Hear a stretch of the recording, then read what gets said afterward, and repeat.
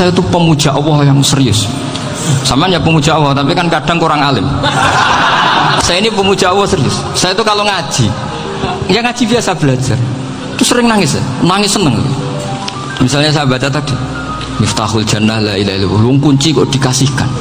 Kita ini masuk neraka gak pantas, enggak bawa kuncinya kok masuk gitu. Harusnya kita ini masuk surga, kita kan pegang kunci surga, gak pegang kunci neraka. Maka aneh kalau kamu masuk neraka itu aneh. Coba kita pegang kunci surga apa kunci neraka? Tapi kadang teman saya suon rokok anu kunci ini. Karena tidak ada pintunya. Terus saya bilang, kamu kok tahu? Memangnya mau ke sana, kata saya. Saya tidak punya rencana tahu neraka. Dan saya meskipun guyon itu serius. Bedanya orang alim sama ndak itu di situ. Kalau orang alim itu guyon itu masih benar, masih serius. Coba saya bacakan ayatnya. Ala inna auliya Allahi la khaufun alaihim wa lahum yahzanun. Terus lahumul busyra fil hayatid dunya fil akhirah. Artinya kalau mungkar nangkir dengan penampilan garang gitu, berarti ada ketakutan apa enggak? Ada. Padahal ciri utama walinya Allah tidak ada ketakutan. Makanya itu termasuk dalilnya Sayyid Muhammad. Tidak semua orang alami seperti itu, karena wali-wali itu la khaufun alaihim wa lahum yahzanun. Wah, anak kiai temu karena kerja buat tidur wedek. Iku rezeki ora kok pertanyaan itu nak konan santri piye. Lho isen wis kiai dihanjuti mungkar nakir. Malu gak kira-kira? Mesti plengakane konan santri piye. Nak jawabannya gampang karena pernah ngajar tauhid. Makanya Sayyidina Ali ini ceritanya ada di kitab Nurul Dholam, sama di kitab Nurul Dholam karangannya Syekh Nawawi Banten. Itu Sayyidina Ali itu ya, andekan orang biasa mungkin ya agak-agak hasud, tapi ini wali gak boleh kamu katakan hasud. Dia itu mangkal sama Umar. Orang kok setiap orang pernah dibentak, apa dia berani bentak mungkar nakir? Penasaran dia. Bagaimana kerengnya Umar itu berlanjut enggak gitu kira-kira. Akhirnya minta, ya Allah saya minta kasyaf. Ya karena yang minta Sayyidina Ali karena mau wajah dituruti sama kasyaf. Dilihat Sayyidina Umar pas meninggal itu. Jadi hasud itu ya kadang penting asal baik. Loh betul, bahasa Kanjeng Nabi kadang la hasada illa fisnaten. Itu Nabi bahasakan ya hasad. Gus Verson aja yang nafsirkan ghobtoh itu kan gaya-gayanan sebagai ulama. Aslinya Nabi ngendikannya itu la hasada illa fisnaten. Ulama yang ganti itu namanya ghobtoh. Wong Nabi sendiri nyebut hasad, kok kamu tafsiri ghobtoh. Ya hasad ya hasad. Udah ada usah ditawil-tawil, pokoknya gitu. Kalau sama nggak percaya nggak apa-apa. Kok gitu aja kok repot. Karena sama nggak percaya kemungkinannya dua. Satu nggak ngerti. Dua sama-sama alim. Kan dari awal kalau sama-sama alim kan laisali alimin ayuqallida aliman akhor. Kita nggak perlu saling mengikuti. Ngapain hasud? Biasa aja. Akhirnya Sayyidina Ali kasih. Pas Umar bangun, setelah mati kan bangun, setelah meninggal bangun. Mungkar nakir datang dengan perang yang sangat garang. Itu digambarkan Sayyidina Ali, matanya itu kal kidril ghali, kayak apa kendil yang apa menganga. Wah seru. Sayyidina Ali senang, paling takut ini Umar. Senangnya bukan main, wah ini mesti takut Umar. Biasa. Ternyata enggak, Umar malah bangkit. Woi mungkar nakir deh. Kamu tahu menghadapi siapa?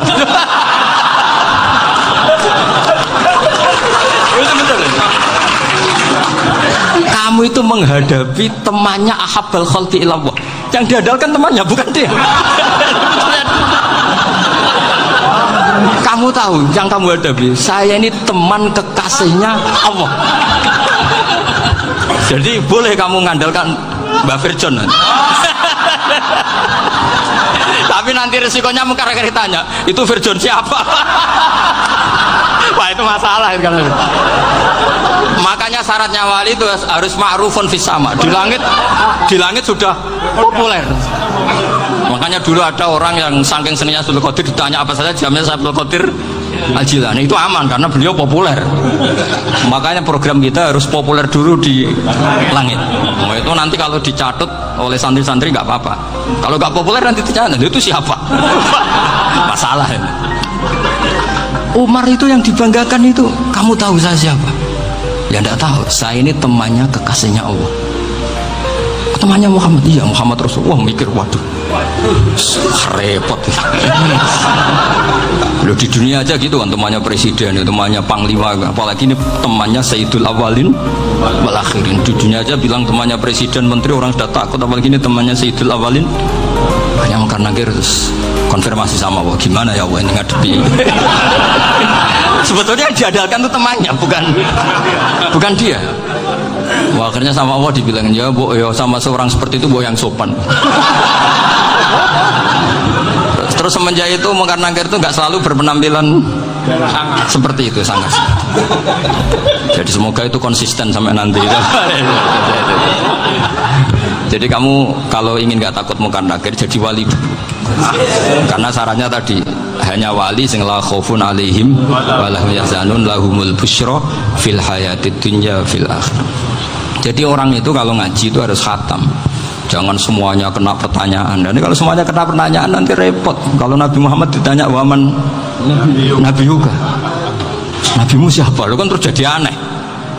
Jadi makanya ketika Sayyid Muhammad semua ulama lah, nggak ada am kecuali ditaksis, kecuali sifatnya Allah. Misalnya bikulli syai'in alim, ya benar-benar bikulli syai'in. Tapi kalau am semuanya pasti ada taksis, meskipun dalam muhawarah muhadasah biasa. Misalnya contoh gampang, istri kamu baru seneng kamu, mas nak pengen apa-apa itu lapor aku, gak apa-apa mas, mesti aku seneng gak sama lapor. Iku dia aku pengen wayo. Wah langsung jadi apa wae. Mesti apa wae maksudnya kecuali itu gitu. Padahal kalau ngomong, mas sampean ingin apa saja tak dukung. Sampean bilang pengen gue itu wayo. Kira-kira disetujui apa enggak? Sama seperti kita kalau punya teman akrab, wah senang omahku gak apa-apa, anggap ya omahmu dewi, terus mlebu-mlebu kamar. Jadi tidak ada am kecuali di taksis. Artinya kalau ada cerita bahwa orang mati pasti ngalami ditanya Mungkar Nakir, itu pasti ada am yang di taksis. Itu pasti gak dialami para anbiya, para auliya. Karena ciri utama wali itu la khaufun alaihim walahum yahzanun. Kemudian saya yang mau cerita ya, supaya sampean bisa menghadapi dunia global ini, tak bawa tafsir Munir termasuk tadi. Ini saya baca, ya saya baca ini karangannya Syekh Nawawi, karena tadi kata Mbah Firjon ngaji itu harus sama orang yang bersanad. Saya ini kalah sama beliau itu berkali-kali. Secara nasab saya harus manggil Mbah, secara silsilah ilmu saya juga kalah lagi. Saya sering disowani sama cucu-cucu Syekhona Khalil. Kiai Siddiq itu termasuk murid dekat beliau, Syekhona Khalil. Kalau itu berarti kan Gus Firjon, Ahmad, terus Mbah Siddiq. Mbah Siddiq ngaji Syekhona Khalil. Syekhona Khalil itu pernah ngaji langsung sama Sayyid Zaini Tahlan. Berarti beliau dari Sayyid Zaini Tahlan itu baru generasi kelima. Sementara saya itu sudah ke-7 atau ke-6. Saya, Mbah Mun, Mbah Karim misalnya, Mbah Hashim, Mbah Mahfud Termas, Sayyid Abi Bakar Sato yang ngarangnya Anatul Thalibin, baru Sayyid Zaini Tahlan. Berarti saya ke-7, kalah lagi. Tapi untuk jadi wali biasanya cepat saya. Karena syaratnya jadi mbah itu ngalah demi putu. Jadi kalau beliau ngotot, saya dulu Gusti, saya mbahnya, wah itu mbah yang nggak baik. Pasti jatahnya dikasihkan apa? Cucunya dulu. Makanya Abdul Muthalib itu orang yang dapat wangsit, tapi yang jadi nabi itu cucunya. Jadi dalil saya banyak. Sebenarnya Abdul Muthalib itu sudah sering dapat wangsit. Karena saya bahasakan wahyu, Nabi yang protes, enggak nabi kok dapat wahyu. Tapi sebetulnya Abdul Muthalib itu masyhur. Kalimat-kalimatnya menunjukkan bahwa beliau itu sudah dapat wahyu kalau nanti cucunya itu jadi nabi. Makanya senangnya bukan main Abdul Muthalib sama Rasulullah. Putu seneng mbah, seneng putu. Jadi mungkin jadi sampean enggak usah protes loh. Yang jadi wali kok cucunya. Betul. Dulu Mbah Hamid Pasuruan itu kalau Mbah Ahmad Siddiq ke sana, Mbah Hamid Pasuruan kalau manggil Mbah Ahmad Siddiq itu paman. Tapi pamannya minta ijazah ke ponakan. Apa ya gara-gara itu memang. Kalau itu masih berlaku apa? Ngalah tadi. Kayaknya masih apa? Hawane masih. Hawane masih. Karena melihat tren-tren langit masih gitu kayaknya masih. Masih itu. Ya. Tapi mbahnya tetap dapat jatah, tenang saja nanti. Tapi memang sebaiknya mbah itu legowo. Rasulullah Muhammad SAW itu terkenal min dzurriyyati Ibrahim. Tapi kata Rasulullah, ana dakwatu Ibrahim wa bisyaratu Isa. Aku nganti ngene iki barokah dongane Nabi siapa? Ibrahim. Jadi dongane Nabi Ibrahim ya tiba teng putu. Jadi banyak bukti bahwa jatuhnya ke putu gitu. Tadi saya di kamar sama beliau berduaan. Nih Mbah sing dadi wali di sini, aku webah. Cocokan tadi. Nah, kenapa saya akhir-akhir ini gulirkan daftar wali? Kenapa?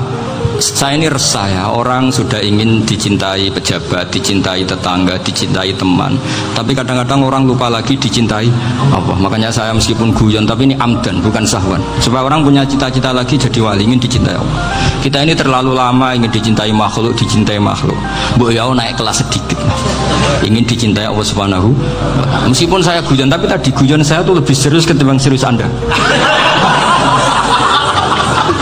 Karena tak pikir, saya tuh kalau pergi itu seneng ngebis, bukan karena saya tidak punya mobil, tapi saya sering mau butuh itu supaya gak diganggu. Karena saya tuh harus punya waktu sendiri. Kalau ngebis kan ketemu orang nggak kenal, tapi sekarang ya gak susah, banyak yang kenal. Dan susahnya lagi gak minta ijazah, minta foto. Repot tuh. Mau dibenci itu umatnya Rasulullah Shallallahu Alaihi Wasallam, mau disetujui itu sanatnya mana? Kalau ketemu orang alim minta apa? Foto. Itu nggak ada sanatnya. Nggak tahu saya itu mazhab dari mana itu. Ya mazhab milenial yang jelas itu kan. Ini tak baca ya biar dapat, karena ini kenangan saya sama Mbak Ahmad Siddiq. Saya masih ingat betul beliau ngisi hallnya Mbak Abdullah bin Umar, berarti abahnya Mbak Hamid. Karena mbah saya itu Fatimah binti Khalid bin Umar, kalau Mbah Hamid itu Hamid bin Abdullah bin Umar. Itu saya masih ingat betul zaman itu Mbah Hamid siap hall di Lasem itu rawuh, dan saya derek mbah saya karena masih misanan datang ke Lasem. Itu beliau pas itu ngisi sama Mbah Mun. Mbah Mun masih muda, Ki Ahmad Siddiq sepuh senior. Itu beliau cerita bahwa dulu ketika Indonesia dijajah Jepang itu para kiai mimpi dibacakan ayat khulifatir rum fi adnal ardi wa hum min ba'di ghalabihim salim. Terus ada kiai yang tanya takwilannya gimana? Ya nanti Jepang pulang bukan karena kita yang mengalahkan, tapi Jepang ada yang mengalahkan sendiri meskipun tidak kita. Kayak dulu Faris tidak dikalahkan Islam tapi dikalahkan Romawi, tapi yang senang umat Islam. Wa yauma idzi yafrahul mu'min. Itu luar biasa ulama-ulama kita. Delalah kejadiannya Indonesia seperti itu. Yaitu kita tidak mengalahkan Jepang, tapi Jepang pulang sendiri karena dikalahkan apa? Sekutu. Ya ini saya baca. Ini tidak usah dicek bacanya bener apa enggak, sudah aman apa? Aman. Karena kalau saya salah itu ya sengaja. Artinya ya sengaja saja. Ya biasa maksudnya. Saya kemarin ngisi di Pondok Peloso, di Pondok Al Munawir Jogja. Salah itu ada dua, ada salah memang benar-benar salah, itu nggak apa-apa, bisa dimakfu, karena mesti sangke wong goblok salah yang terus. Ada salah bawaan ilmu, itu repot tuh dadaninnya. Karena misalnya kita yang biasa belajar qiraah asabah wayah sibuhu, mesti diulang lagi wayah sabuhu. Karena qiraahnya Imam Asim itu hasibah yah sabu bifat hisin. Sementara kita kalau ngaji kitab kulino yah sibu. Sehingga kita yang biasa belajar sabah itu kalau baca kitab itu kayak orang bingung. Kadang-kadang yang ngaji juga bingung. Gus Pak mau cok di bulan pilih. Ya tepat-tepatan. Ada yang mengatakan Gus Pak bingung, ada yang mengatakan Gus Pak alim alama. Ya tepat-tepatan nasib tadi. Karena memang ya sabah memang seperti itu. Misalnya kufuan itu Imam Asim baca kufuan. Tapi beliau punya murid namanya Syu'bah. Itu kalau baca kuf'an. Makanya kita itu, ini kan khataman Quran ya, jadi saya menyinggung sedikit tentang qiraah sabah. Tadi beliau juga sudah tak kasih kitab saya Hifdzuna Lihadal Mushaf. Sama tak ajari latihan sabah, memang angel ya. Makanya yang nggak bisa itu wong pinter, sudah tahu angel ya nggak usah diteruskan kan. Orang menghindari barang angel itu pinter apa goblok? Pinter. Berarti wong goblok pinter. Saya tuh makanya sama orang goblok tuh respect. Jadi orang alim tuh angel apa gampang? Angel. Menghindari barang angel pinter apa goblok? Loh, orang menghindari barang angel pinter apa goblok? Pinter. Berarti wong goblok pinter. Jadi saya sama orang-orang goblok itu respect. Sudah tahu jadi orang alim angel ya barang angel ya harus dihindari. Makanya saya ini insya Allah umatnya Nabi yang termasuk yang terbaik. Amin. Karena mencintai umatnya Nabi termasuk yang goblok. Waduh. Itu tidak gampang itu. Karena tadi sudah tahu ya. Seperti itu loh orang naik panjat pinang. Itu yang naik karena ingin hadiah. Yang nonton sudah tahu, wah licin kok dinaikin mau keplodok ya. Tapi orang sepakat yang nonton juga pinter karena sudah tahu ribet kok. Tukun yang pasar kena lah apa mainnya. Sama juga gitu. Ngalim tafsir angel, ngalim fikih angel. Ada karek ngaji ngerekam kan gampang. Itu pinter apa goblok? Pinter. Iya. Makanya kula niku mbok burohno ngono tok. Saya tadi dinasihati Mbak Virjon, moga-moga hati saya selamat. Saya itu meskipun kata orang banyak, muhibbin saya banyak, tapi saya insya Allah tidak riya. Saya itu pakai kitab namanya Tasbidul Fuad, itu karangannya Sayyid Abdul Al-Haddad. Ketika beliau punya muhibbin banyak ditanya, bagaimana ya Habib Anda menjaga hati Anda? Jamnya Sayyid Abdul Al-Haddad itu nih, innama azzamu Allah. Mereka itu sebenarnya menghormati Allah, cuma butuh sarana, dan itu saya. Jadi saya tahu sampean semua itu mencintai Quran, mencintai sunnah Rasul, mencintai hadis-hadis Rasul. Cuma sampean kan karena nggak paham, terus manfaatkan saya. Jadi sebenarnya saya ini korban. Korban. Jadi saya mau riak gimana? Korban kok mau. Bangganya di mana tuh? Coba sampean misalnya ngaji tafsir, belajar sendiri kan susah. Terkitnya susah, maknanya susah, bahkan beli kitabnya kadang nggak kuat. Untuk jadi alim tafsir itu kan harus beli kitab. Saya sering belajar kitab itu jutaan. Tafsir Tobari, saya pernah beli kitab Fakhrur Razi itu berapa coba? 27 jilid. Karangannya Fakhrur, belum karangannya ulama modern Imam Sya'rawi. Itu berapa jilid? Itu jutaan. Saya kemarin juga dihadiahi kitab Pak Quraish Shihab namanya Faidul Bari fi Syarhil Bukhari. Pak Quraish Shihab yang terkenal. Dia sering diskusi sama saya ngasih hadiah beliau ngasih hadiah saya. Oh itu harganya nggak kuat.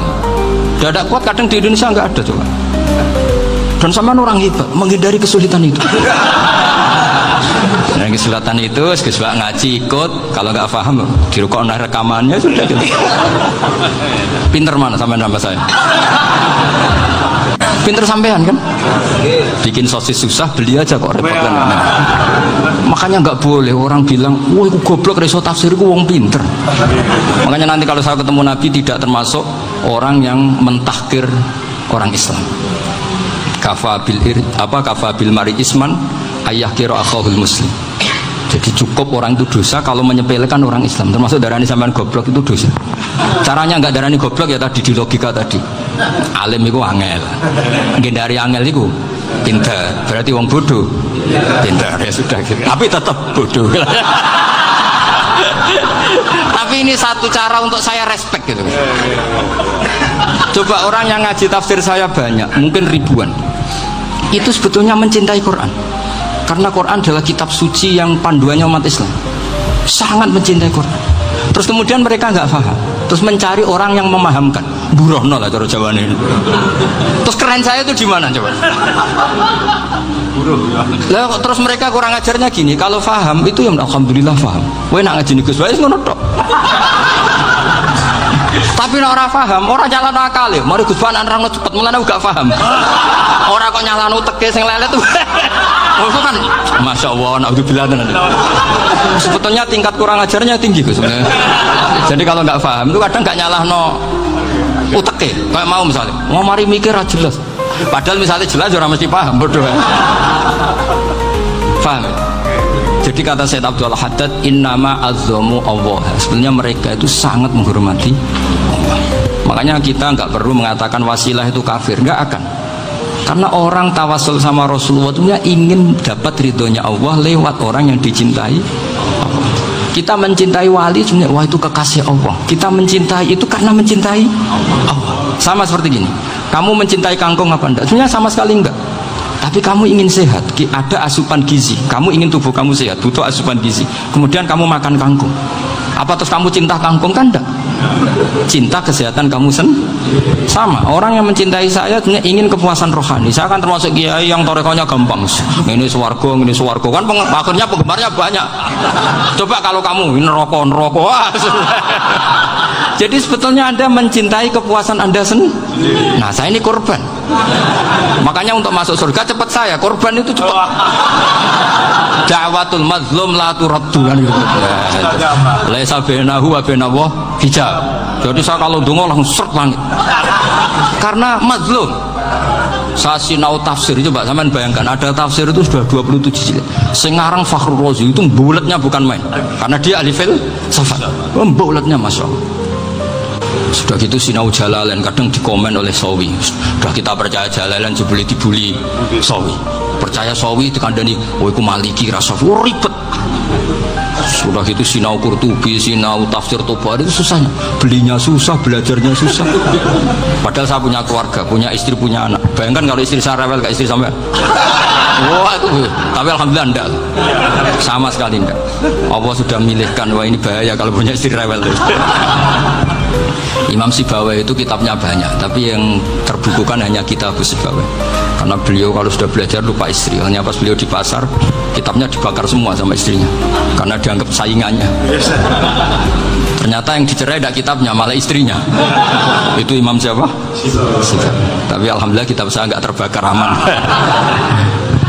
Saya teruskan ya. Jadi untuk menjaga riya dilatih innama azzamu Allah. Sebenarnya mereka itu menghormati Allah. Sehingga wasail-wasail itu sebenarnya nggak pernah jadi subjek pelaku utama, enggak. Tetap Allah. Sebab itu kata Sayyid Muhammad, kamu kok mengatakan wasilah itu kafir itu gimana? Ketika innallaha qad ba'atsa lakum taluta malika. Talut itu ya manusia. PD-nya itu apa? Inna ayata mulkihi ayyatiyakumut tabut fihi sakinatum mir rabbikum wa baqiyatum mimma taraka alu Musa wa alu Haruna tahmiluhul malaika. Jadi beliau pede itu kalau bawa sunduk semacam peti sakti, sing di situ ada baqiyatum mimma taraka alu Musa wa alu Haruna tahmiluhul malaika. Ya kayak semacam jimat. Tapi saya bukan mensyariatkan jimat enggak, karena nanti banyak penjual yang pembohong juga gitu loh. Cuma cerita, kamu tidak usah mengatakan kafir. Dulu Talut PD-nya kalau bawa sunduk semacam peti kesaktian yang di situ ada baqiyatum mimma taraka alu Musa wa alu Haruna tahmiluhul malaika. Sehingga Khalid bin Walid meskipun beliau sahabat dan menyaksikan wajah Rasulullah SAW, itu bawa sya'aratun min sya'aratihi Rasulullah SAW, bawa rambutnya Nabi. Perang kemana-mana itu diletakkan di pecinya. Nanti sama tanya lagi, masa pakai peci Khalid bin Walid itu? Wah panjang, sampai itu repot.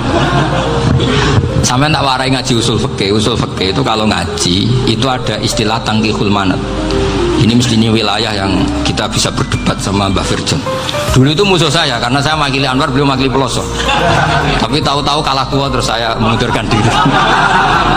Di fikih itu ada istilah, ada tangkihul manat, ada tahqiqul manat, ada tangkihul manat. Tangkih itu kira-kira gini, lafadz hadis itu dibuang sekian untuk tahu bahwa itu madarul hukmi. Misalnya gini, tak beri contoh paling gampang. Sama harus paham, kalau nggak paham nggak pinter-pinter. Ja'a a'rabiyun ila Rasulillah sallallahu alaihi wasallam. Ya karena ini menghormati Mbah Ahmad Siddiq, beliau orang alim, jadi ngaji ini tetap ada suasana alim. Ya harus ada suasana alim, nggak perlu jadi orang alim, tadi susah. Sudah ngindari susah itu pintar, sudah itu aja. Jadi orang alim susah, ngindari barang susah pintar, berarti orang tidak alim pintar. Nah, meskipun tetap sudah kita itu pegangi sampai mati nanti. Loh, jadi orang alim tuh repot. Itu kata Imam Ghazali, kalau orang alim kalau mau masuk surga itu sama Allah nggak boleh kif, kamu nggak boleh langsung masuk surga. Coba cari umat kamu, syafaati dulu. Nah, saya takut nyari sampean tidak bisa kembali. Saya tidak punya rencana itu. Pokoknya mau masuk. Boleh sampean kuaduan balik raroh dewa, repot nanti saya. Berat jadi orang alim itu berat. Ya saya teruskan ya. Ada tangkihul manat. Ja'a a'rabiyun ila Rasulillah sallallahu alaihi wasallam. Faqala ahlaktu wa ma ahlakaka qal waqtu imraati fi nahari Ramadan. Ya sinan kita, saya ini rusak ya Rasulullah. Kenapa? Karena saya menjima istri saya fina hari Ramadan. Kata Nabi, kamu harus bayar kafarah. Kenapa Nabi kafarah? Puasa 2 bulan. Wong baru 1 hari aja terjadi gitu kok disuruh puasa 2 bulan. Ya tidak kuat ya Rasulullah. Baru berapa hari saya puasa aja kecelakaan seperti itu. Apalagi kalau sampai 2 bulan. Tidak ya Rasulullah. Ya sudah kalau gitu kamu pertama ngasih makan apa? Itku rokobah kan, pertama merdekakan budak. Tapi kan sekarang nggak ada budak makanya terus sekarang langsung puasa. Wah ini nggak bisa semua. Ya sudah ngasih makan orang 60. Kasihkan siapa ya Rasul? Ya orang fakir. Saya ini paling fakir. Di kampung saya ini orang paling fakir. Jadi mulai dulu orang fakir itu hubungan suami istri itu paling lancar mulai dulu. Makanya orang fakir itu anaknya banyak. Karena hiburannya hanya itu. Wong Ramadan aja. Coba mau ke ATM nggak punya uang, mau antri di bank nggak punya, mau apa coba? Itu mulai dulu. Ini sanatnya mutasil. Wah, akhirnya sudah sanksinya kan tadi ya idku raqabah atau puasa 2 bulan berturut-turut atau ngasih makan 60 orang miskin.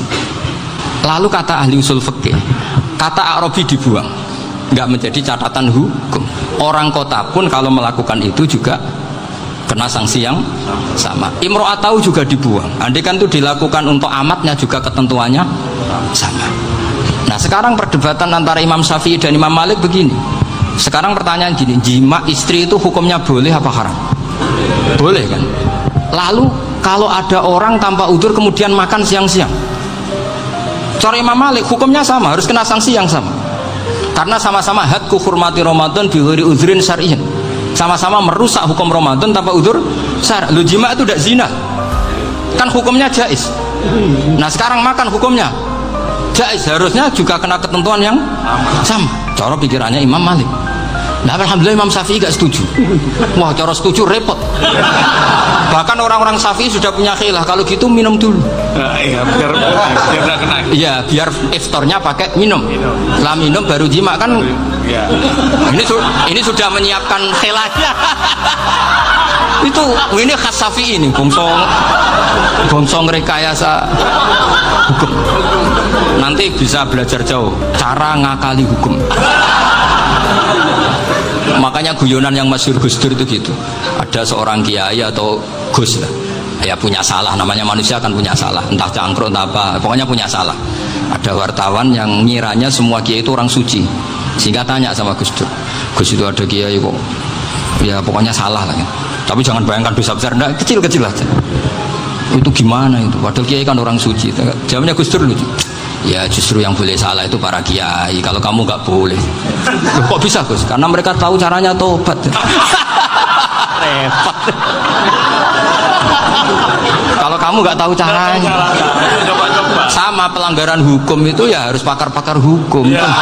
Itu yang tahu caranya rekayasa. Kalau kamu ya kena pasal kan ya. Jadi kamu jangan niru saya ini punya sekian cara untuk nah, itu namanya khilah. Makanya kata Sayyid Muhammad, kamu tidak usah anti khilah, karena Abu Hanifah itu membolehkan khilah, kitabul khiyal. Yang penting kamu soleh dulu, setelah soleh nanti Allah maklumi. Soleh dulu, syaratnya soleh dulu. Kalau tidak soleh jangan. Contohnya gini, ada orang mau puasa lemes sekali, mau makan gampang, kalau langsung makan kan kayak hadku hormati Ramadan di Werudrin Syariah. Aku langsung mau jembera suwan Mbah Firjon. Sudah status saya apa? Musafir. Nah, sudah berangkat aja sampai Tuban makan. Nanti kalau nggak jadi ya nggak apa-apa sudah. Kan mulai pergi sudah musafir. Saya tidak tahu nanti malaikat tertarik gebuki nggak tahu. Tapi itu ada khilafnya, asal soleh lah. Karena kata Sayyid Muhammad dan semua kitab mengatakan itu. Kalau sama nggak tahu ya kebablasan. Nabi Ayub, yang terkenal Gudiken itu siapa? Ayub ya. Itu yang Israiliyatnya akan seru. Gudiken dikukur bek kreweng itu terlalu lah kalau itu. Untuk kreweng konti ning Arab ora ono kreweng itu sudah masalah itu. Singkat cerita, Nabi Ayub ketika diasingkan kaumnya itu kan nggak punya sumber makanan. Lah orang lelaki itu mulai dulu egois. Istrinya Nabi Ayub itu cantik sekali, udah cantik, rambutnya bagus. Makanya kamu nggak usah tanya kenapa istrinya kayak banyak yang cantik. Ya nah warasatul anbiya, nggak boleh gitu. Kalau nggak cantik ya warasatul anbiya dari segi balak. Istrinya Nabi itu semuanya cantik. Nggak usah tanya sebabnya apa, pokoknya gitu semuanya cantik. Singkat cerita, beberapa kali istrinya Nabi Ayub itu kerja demi bisa nafkahi Nabi siapa? Suatu saat itu tidak ada pekerjaan yang cukup untuk beli roti. Satu-satunya peluang dapat rezeki itu putrinya raja itu rambutnya berondoli. Terus ada sayembara siapa yang rambutnya bagus mau dibeli. Sampai rambutnya istrinya Nabi Ayub itu dijual. Nabi Ayub tersinggung karena itu mengurangi kecantikan. Jadi lelaki mulai dulu gitu. Udah nggak urun kalau istrinya nggak cantik itu komplain. Itu khasnya lelaki. Jadi kalau kamu gitu ada sanadnya juga, tenang saja ya. Komplain ya pegawaian itu. Saking mangkelnya Nabi Ayub terus ngendikan la adriban naki mi'ata sautin. Kamu akan saya pukuli dengan mi'ata sautin atau dengan 100 cambukan. Atau mi'ata dikhfin atau mi'ata apalah sesuai konteks zaman itu. Nggak namun ini pecut tuku konti nggak ribet lagi. Singkat cerita akhirnya ketahuan bahwa istrinya menjual itu demi Nabi Ayub. Allah nggak ridho kalau kekasihnya yaitu istrinya Nabi Ayub wis perjuangan kayak gitu malah kena hukuman. Tapi Allah juga nggak ingin kekasihnya yang bernama Ayub melanggar sumpah. Padahal beliau sudah sumpah, wallahi demi Allah nanti tak pukul dengan 100 kali. 100 kali dengan lidi lah misalnya, contoh yang gampang tuh lidi. Akhirnya sama Allah dikasih satu solusi. Wa khud biyadika dikhsan fadrib bihi wala tahnas. Ya sudah, lidi itu ikat jumlahnya 100. Terus pukul sekali saja. Anggap saja sudah 100. Iku pangeran sing wari ngakali ngono iku pangeran. Tapi syaratnya soleh.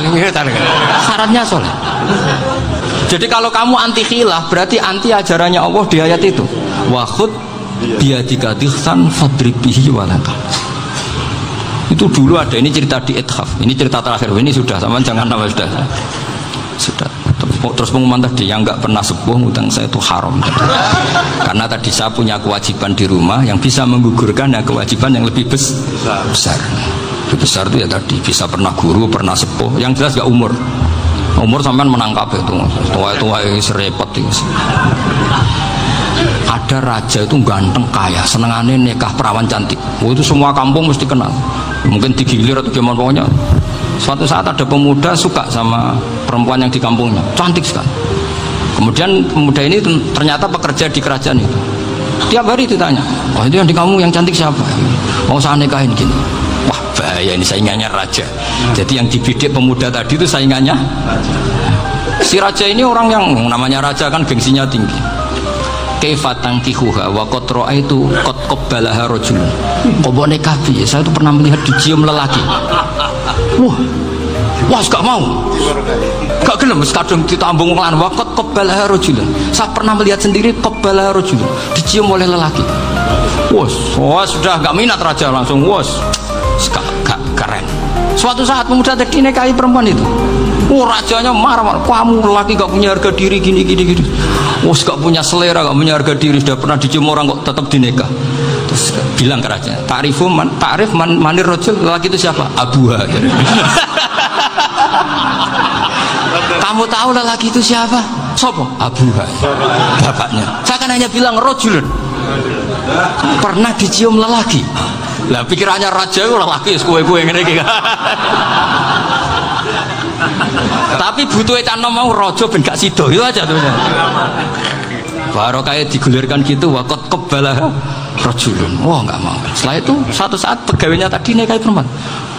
Kamu nggak punya harga diri gini. Kamu tahu mandir rojul apa abuha? Wah nak ngono aku gak apa-apa. Lah monggo sakniki wis bojo kula. Ora trimo wis diambung wis macam-macam. Lah itu namanya khilah. Apa? Khilah. Kalau di Balawa disebut tauriyah atau apalah. Tapi saya tidak ngajari sampean seperti itu. Sudah pinter sebelum saya ajarin. Bangsa ngakali kan sudah pinter. Saya kira demikian. Assalamualaikum.